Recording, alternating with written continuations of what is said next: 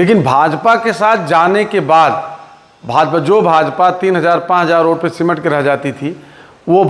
भाजपा जो है विधानसभा में, लोकसभा में भारी बहुमत जो है हासिल कर रही है। तो उसके पीछे अति पिछड़ी जातियों का जो है महत्वपूर्ण रोल है। आप कह सकते हैं कि पिछड़ी जातियों के वोट से भारतीय जनता पार्टी की सरकारें बन रही हैं। लेकिन भारतीय जनता पार्टी में पिछड़ी जातियों के प्रति जो है जिस तरह से अभी हमने महसूस किया, देखा, जिस तरीके से इनके साथ डरे सहमे हुए हैं, शोषण अन्याय अत्याचार हो रहा है, सवर्ण जातियां इस समय पूरी तरह से बेलगाम हो गई हैं और पिछड़ी जातियों पे शोषण अन्याय अत्याचार इस तरह से दौर बढ़ता ही जा रहा है। सबसे ज़्यादा रेप, सबसे ज़्यादा मतलब शोषण अन्याय पिछड़ी जातियों के साथ हो रहा है। और दुख इस बात का है कि जिन लोगों ने भारतीय जनता पार्टी की, जिन पिछड़ी जातियों ने भारतीय जनता पार्टी की सरकार बनाई, उसी सरकार ने या उसी सरकार में जिसकी सरकार हमने बनाया, जिसकी सरकार हमारे लोगों ने बनाया, और हमारे ही लोगों का शोषण, हमारे लोगों का न्याय बढ़ जाए, सबसे ज़्यादा होने लगे, तो ये बहुत ही चिंता का विषय है। इस पे हमने अभी जब कई जगह लोगों से जब हमको जानकारी हुई, हमको पता चला, तो हमने इस पे चर्चा की कि भाई भारतीय जनता पार्टी के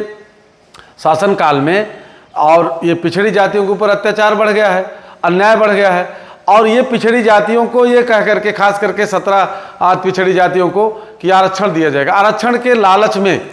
इनको जो है भारतीय जनता पार्टी में ले जाया गया। हम ये इसलिए ले जाया गया कहेंगे कि कुछ सहयोगी दल भारतीय जनता पार्टी के, उन लोगों ने ये कह के कि आरक्षण मिलेगा भारतीय जनता पार्टी में जाने से, और ले गए। लेकिन आज जो है 11 साल हो गया केंद्र में भारतीय जनता पार्टी की पूर्ण बहुमत की सरकार है और 8 साल से प्रदेश में सरकार है, लेकिन आरक्षण के नाम पे कहीं कुछ नहीं मिल रहा है। हाँ, बीच बीच में इस तरह चर्चा कर दी जाती है कि आरक्षण दिया जाएगा, आरक्षण मिलेगा। हम कह रहे हैं, हम पूछना चाहते हैं, क्या इससे भी बड़ा और कोई बहुमत आएगा क्या? जितना जरूरी है आरक्षण के लिए, जितना जरूरी आरक्षण के नोटिफिकेशन के लिए, उतना बहुमत तो है आपके पास, फिर क्यों नहीं दे रहे हैं? अब अगर नहीं दे रहे हैं, कल अभी हमने थोड़ी सी पे जो है बोल दिया कि भारतीय जनता पार्टी पिछड़ों के प्रति उसकी नीयत ठीक नहीं है, तो उसके बाद देख रहे हैं अंधभक्त कल से ही हमारे खिलाफ जो है कि ऐसा क्यों बोल दिए, सरकारी टीचर हैं, इन तनख्वाह लेते हैं। हम कह रहे हैं भैया तनख्वाह लेते हैं, बिल्कुल सही बात है, लेकिन हम